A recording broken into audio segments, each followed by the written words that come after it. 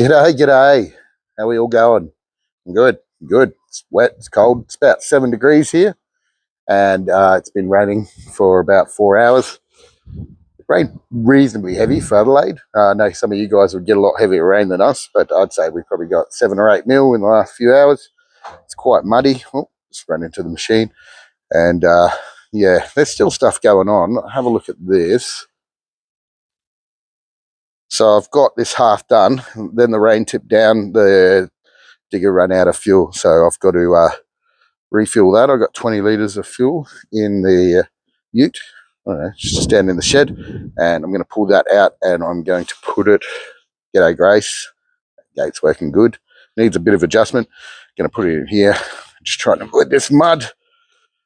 So I've started putting it in here, had a nice steam going. The machine's all right in mud, it's pretty solid out there, so I started putting it in here. I'm only just doing this so I can measure that space up, because I've got to ring the concrete company, but it's been too wet to give them a call. I've got the slot booked in for 9 o'clock on Saturday morning. Betsy's coming down, Ellis is coming down to help me out. So that's going to be really cool. Thanks, fellas. Thanks for that. I appreciate it so much. This is my start of my worm wedge. So you can see I've got thick ply along there screwed in, and then coming back towards me now, that board will go all the way down to the front of the shed. And then when the stuff to the right of me gets cleaned up, which should be in the next probably 3 or 4 weeks, that way I can come in from this angle and come in that way with the machine. So yeah, if I can get that a metre by a metre and just a wedge coming down, then we can put the worms in.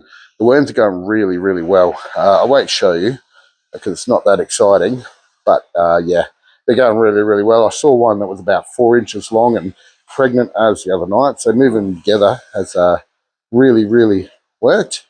Let's go and have a look at a couple of other things. There is stuff happening.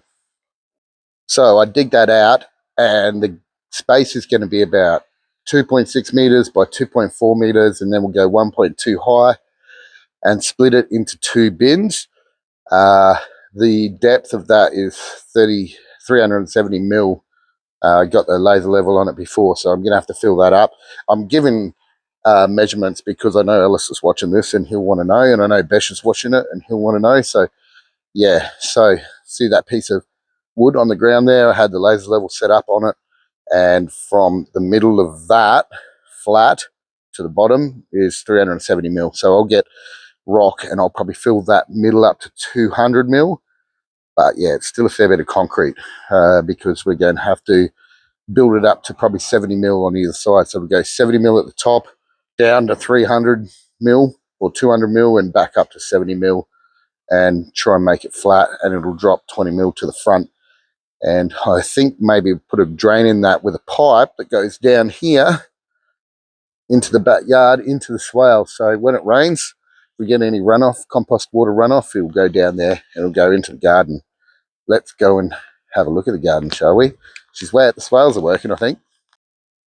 I don't mind winter. I'll be over it in about a month. My birthday's in August, so it's always terrible here. But where I'm from in Darwin, it was always one of the best months of the year. So my birthday sucks, really. Look at there, walking onions, they're going so well.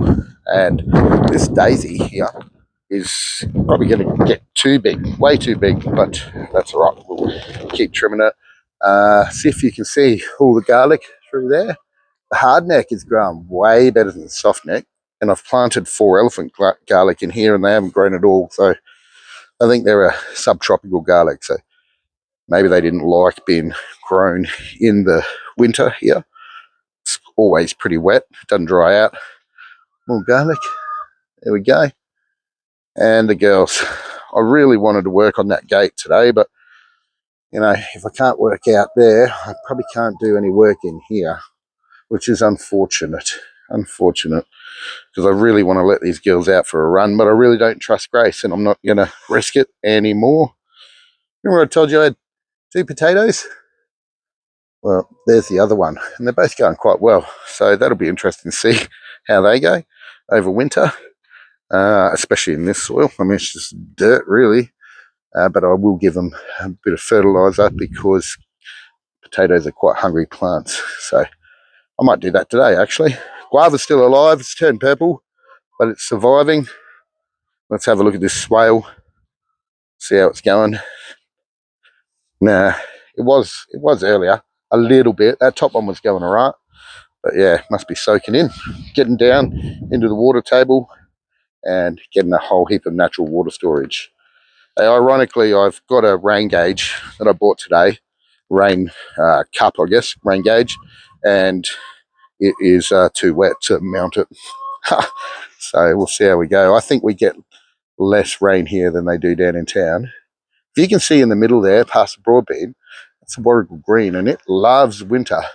I also ate that broccoli the other night, and it was delicious. Celeries are going great. Hopefully we'll get a few more broccolini off there. And you can see I'm overwintering. I should trim them. I should prune them. I'm overwintering my chilies. Broadbean's going really well. Hasn't flowered yet.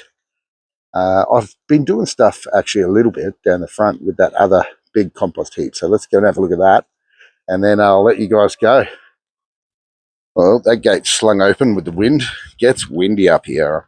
Like, I'm lucky I've got fences, I guess. It provides a windbreak, but it's still super duper windy. Not going as well out here. You can see the difference between good soil and bad soil. Those ones out the back, the walking onions, are going much better. But like I keep saying, they're still alive. You wait till spring, they'll go nuts. And there is the big Bessie. Maybe I should enter this in the compost competition. Nah, hasn't had enough love. But yeah, I've been watching it, and it's been sitting up. It's been getting nearly into the red zone. And this is it. She's big. That's what we got.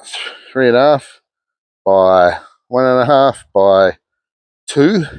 So that is a big pile.